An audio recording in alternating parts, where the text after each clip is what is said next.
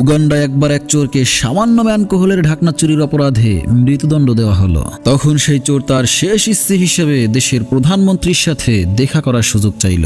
যখন তাকে প্রধানমন্ত্রীর কাছে নিয়ে আসা হলো তখন সে প্রধানমন্ত্রীর উদ্দেশ্যে বলল, স্যার, আপনার সাথে দেখা করতে চাওয়ার একটাই কারণ, তা হলো আমার কাছে এমন একটা গাছের বীজ আছে যে গাছটা মনের সব ইচ্ছা পূরণ করতে পারে। আমি আপনার জন্য এই গাছটা রোপণ করে দিয়ে যেতে চাই। প্রধানমন্ত্রী তাকে জিজ্ঞেস করলো, তোমার চারা লাগাতে কতদিন লাগবে? চোর উত্তর দিল, এই তো স্যার 7 দিন। 7 দিন পর তাকে আবার মন্ত্রিসভায় হাজির করা হলো। একজন জিজ্ঞেস করলো, তোমার চারার কি খবর? চোর বলল, আসলে জমি তো রেডি, কিন্তু বীজটা পরিপক্ক হতে আরো 3 দিন লাগবে। 3 দিন পরে তাকে আবারও হাজির করা হলো। প্রধানমন্ত্রী তাকে জিজ্ঞেস করলেন, বীজ রেডি তো এবার? চোর বলল, স্যার, জমি বীজ সবই রেডি, কিন্তু আমি তো রোপণ করতে পারবো না। প্রধানমন্ত্রী জিজ্ঞেস করলেন, কেন? চোর বলল, এটা এমন একজনের হাতে রোপণ করতে হবে যে কোনোদিনই চুরি করেনি, না হলে এটার কার্যকারিতা হারাবে। সাথে সাথেই প্রধানমন্ত্রী অর্থমন্ত্রীকে নির্দেশ দিলেন বীজ রোপণ করতে। অর্থমন্ত্রী কাচুমাচু হয়ে বললেন, স্যার, সারা দেশের অর্থ নিয়ে আমার কাজ, এত কাজের মধ্যে 2-1টা তো এদিক সেদিক হতেই পারে। এরপরে প্রধানমন্ত্রী নির্দেশ দিলেন পরিবহন মন্ত্রীকে।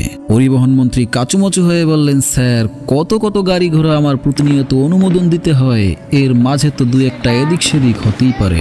এরপরে প্রধানমন্ত্রী নির্দেশ দিলেন পররাষ্ট্রমন্ত্রীকে।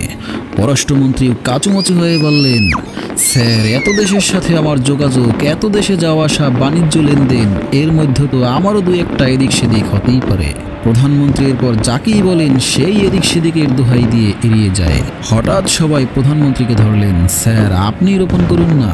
তখন প্রধানমন্ত্রী বললেন, তোমাদের তো দায়িত্ব ছোট ছোট, আমি পুরো দেশ চালাই, আমার কি একটু আধটু এদিক সেদিক হতে পারে না? এই কথা শুনে সবাই চুপ হয়ে গেল। হঠাৎ একজন বলে উঠল, তাহলে স্যার, এই লোক তো সামান্য একটা অ্যালকোহলের ঢাকনা চোর, একে মৃত্যুদণ্ড দেওয়া কি ঠিক? একে ছেড়ে দেওয়া হোক। আরেকজন বলল, না, একে ছেড়ে দেওয়া যাবে না, তাহলে সে বাইরে গিয়ে সব কিছু ফাঁস করে দেবে।